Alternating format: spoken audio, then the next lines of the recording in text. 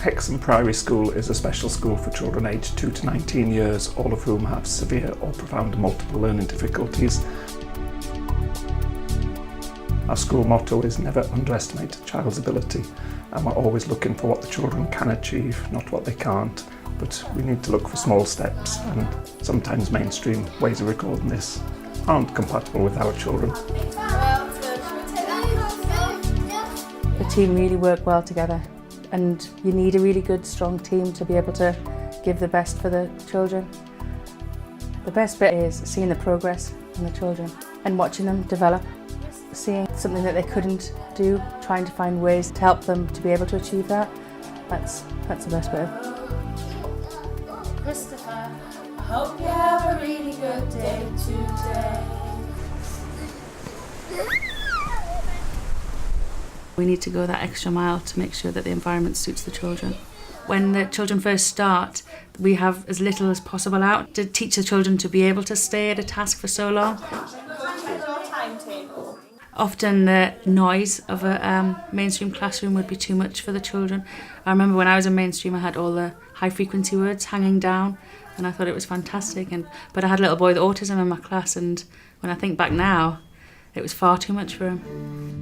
We are a triangle, I have 3 sides. I'm a triangle, I have 3 sides. We are triangle. Around the smartboard area needs to be as low stimulus as possible, because you want the children to be focused on you or the smartboard rather than the alphabet or the numbers all around the board that can be very distracting for the children. Just look around, we're everywhere.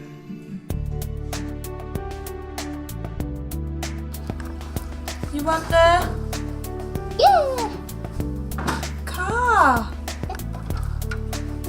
When the children first start, a lot of our time is spent finding out what engages, because that's where the children are going to be able to learn best.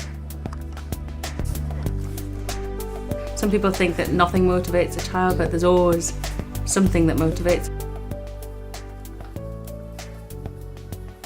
Bubbles, good talking. Lots of bubbles. They go very high, aren't they? Rather than sitting in a lesson holding up a colour, he was saying all the colours by looking and watching the bubbles.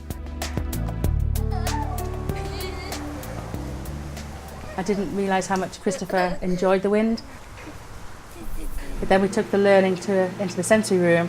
We were hoping that he'd communicate using the switches, and he was really motivated by the wind tunnel. So he kept coming back, and he really persevered, and he was engaged with that task for a good few minutes, which is really good for Christopher. Good boy. Hello, hello. Christopher, hello, hello. The children achieve well because of the environment and the movement breaks that are provided. So if a child's finding it difficult to sit, they can go and have a few moments out. The different activities that are provided for the day, so like rebound therapy, which helps with the gross motor skills, the fine motor skills, the swimming sessions that help with those skills. Swish, swish, swish, the wipers on the bus go swish, swish, swish, all day long. If those skills aren't in place beforehand, then the children aren't going to be able to write, they aren't going to be able to use pencils. They need to have the scaffolding in place to be able to learn. I see a red square. There's a lot of repetition that goes on. For example, we're doing the shape session for the whole week, but it's the same sessions. I see blue triangle. Good boy, Josh. What's this one? Circle. And we're finding a triangle. Oh, The hint for mainstream could be to make sure that they do repeat activities, so that understanding is definitely concrete before moving on to another topic, but also to make sure that if a child isn't going to be able to pick something up, for example shapes, then they don't spend weeks and weeks looking at shape when the child maybe perhaps developmentally isn't ready. Are you ready, Josh? What can you see? What is it? I see a triangle. Good boy. I use the observations and progress that the children have made through the previous week to inform my planning and what things that we're going to need to be repeated. Monkey and me, we went to see some... What are they, Freddie? Icy penguins. Typically we would look at a book for a week. Sometimes if the children are really starting to get to the book and I think they would benefit from another week with that book, we will keep going with that book. Oh, it's not a I chose that book because it was very visual, it's very repetitive, which the children like to hear the repetitiveness. And when it's repetitive, they'll start to copy some of the language, which is what I want to hear as well. When we're choosing a story, we'll make sure that we have all the symbols ready so the children can comment on what they see in the text. Oh, Mummy's the poor head. There are monkeys.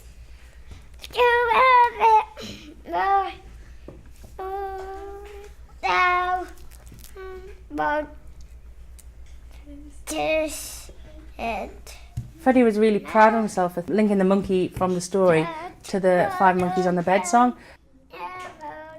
Poor head. I don't think he'd made that connection the first day, but Freddie, shall the monkey? the second time we looked at the story he had made that connection. 5 little monkeys jumping on the bed. One fell off and bumped his head.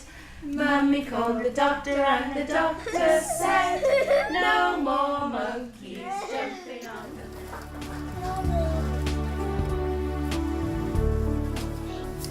My belief with regard to assessment is it's crucial. We should be accountable. We are accountable, and we're trusted with people's children, which is the most important trust that you could have from somebody, I think. So it's crucial that we do show the families that what we're achieving with the child. In order to do that, we do need a baseline of where they're starting and where they're going to. After completing the reception baseline, I was really pleased and really proud of what the children had achieved. Thinking of the characteristics of effective learning, our children are shown fantastic curiosity.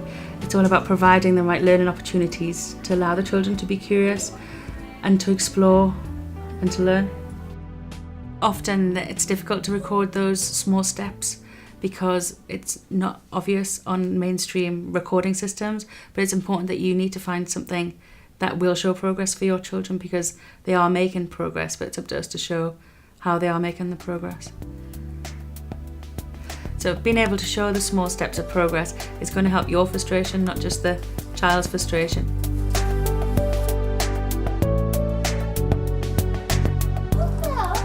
You bring them out, Josh. Tidy up time. High quality teaching and learning will lead to high quality achievement. And yes, some children by definition with special needs may not achieve as quickly as their mainstream peers or their siblings, but they will achieve and they will progress. So look for that progress and don't put a ceiling on it.